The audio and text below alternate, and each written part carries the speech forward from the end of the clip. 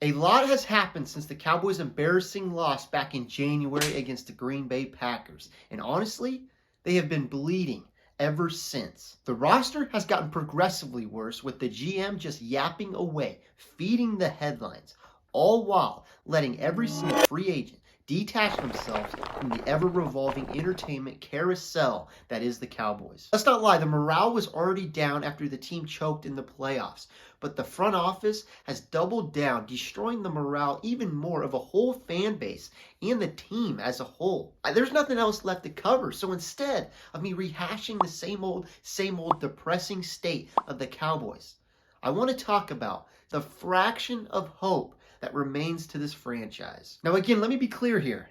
None of that revolves around the front office. Where it lies is some of the young talent that they have and the few veterans that remain. Defensively, they actually somehow re-signed Jordan Lewis, an outstanding move. Jordan will finally have a healthy offseason where he can train and put more time away from that brutal injury.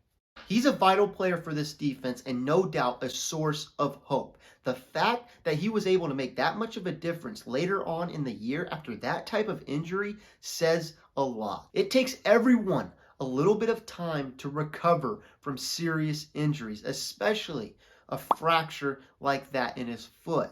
Another injury that takes time is ACLs. Trayvon Diggs will be back from his. Yes, it might take some time for him to get back to 100, but I will take his 75. He had a hell of a start to last year, and I don't doubt that he will pick up from where he left off, giving the defense an edge that they missed later on in the year. The ACL recovery is no joke, as we've seen with Michael Gallup, but I think Trayvon will be next on the list to recover, alongside with Demarion Overshown. If he can build off of what he showed in the preseason, he will give some much needed depth to the linebacker core. Now lastly, you cannot forget about Micah, who for the first time is actually getting criticism by the fans and the mainstream media this offseason, which I feel will only motivate him that much more in a contract year.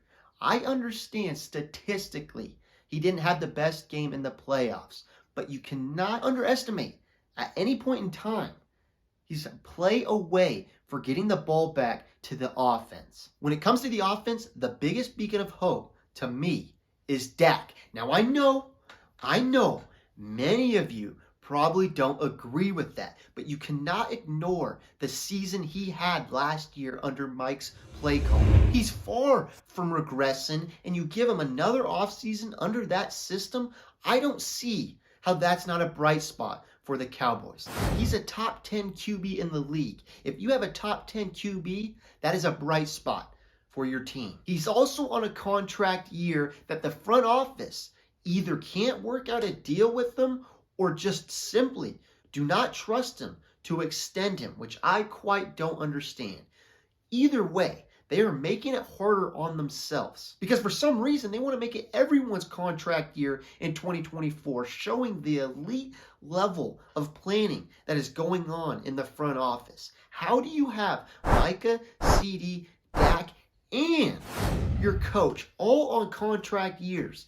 No stability. I mean, I don't know. I understand that's a very, very difficult job. All I'm saying, though, is they are not making it easier for themselves at all. But forget about the contracts. We're talking about the bright spots. And no doubt, one of the biggest bright spots is who Dak is throwing to. CeeDee Lamb unquestionably is one of the best receivers in the league. Now, when receivers have a really good breakout year, they start to fade a little bit.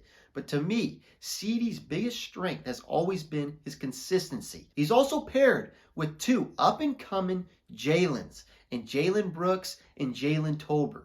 Tolbert showcased massive improvement last year. Instead of slumping after the first year, he became dependable when the opportunities arose. Brooks, on the other hand, hasn't gotten the opportunities quite yet, but when he has, he's taken advantage almost every single time. He's got a bright future ahead and hopefully will be able to fill the spot of Michael Gallup. Now, the Cowboys also have a great tight end in Jake Ferguson.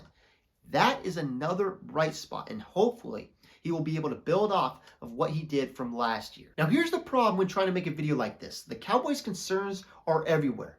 Their biggest setback last year offensively was the run game. And somehow, this offseason, they've gotten even thinner at two of the most vital positions. It's not looking good. However, there are still hidden gems that remain.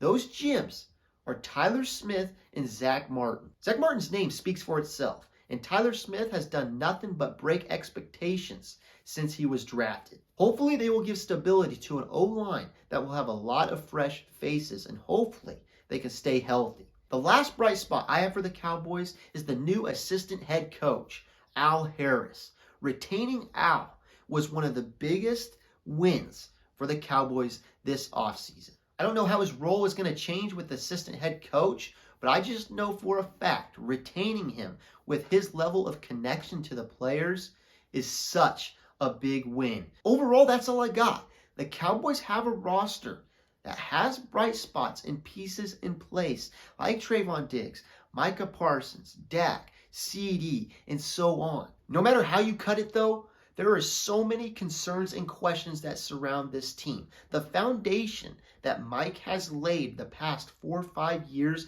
is starting to crack and deepen with the front office and with Jerry continuing the entertainment carousel. Jerry has gone from saying they're all in to then they need to win with less. I understand that he's a successful businessman and very smart, taking the Cowboys and making them the most valued sports franchise in the world. But he's got to realize this ambiguous and headline filler language does nothing positive for the Cowboys. Why not take a chance on a free agent to sign somebody or reach out? How do you not reach out to Derrick Henry at all? At all, when you're losing running backs left and right. I quite don't understand it one bit. I don't see how any fan can be that hopeful for this up-and-coming season when the team has regressed so much this offseason and regressed from a team that couldn't make it past the wild card round. Anyways, thank you for watching, and let me know, how do you feel about where the Cowboys stand right now? Are you buying the passiveness, or are you like me, thinking that they're limping towards the draft?